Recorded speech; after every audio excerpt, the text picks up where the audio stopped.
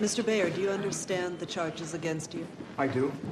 With all due respect, Your Honor, the prosecution lacks sufficient evidence to bring this case. Mrs. Bayer's body was found at the home shared by Mr. and Mrs. Bayer. Found by Mr. Bayer, who immediately called the police. She was killed by his smart gun, which was left lying at her side, no attempt at concealment. Is this a trial? I thought this was an arraignment.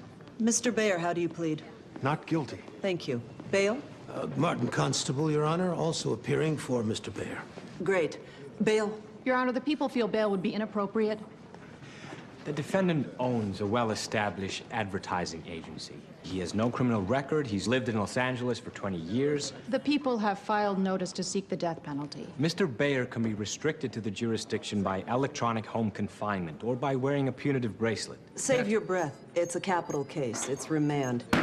What's next? P.K. Jackson, Your Honor, was due to be arraigned this morning, but we're unable to find him. Was he at liberty? $500,000 bond. Can I have a minute? Please.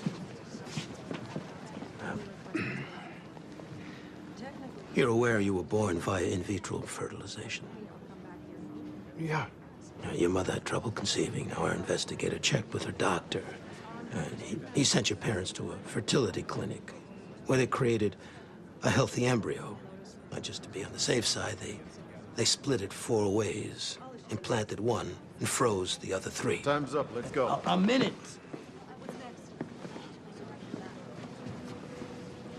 You were born. You were healthy. Your parents never wanted another child. They never went back. You're saying there are 3 other me's out there? I don't know. The clinic was shut, the records were lost in the Brentwood quake.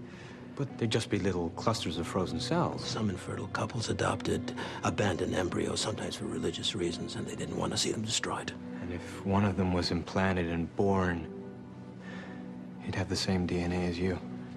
He could fire my gun.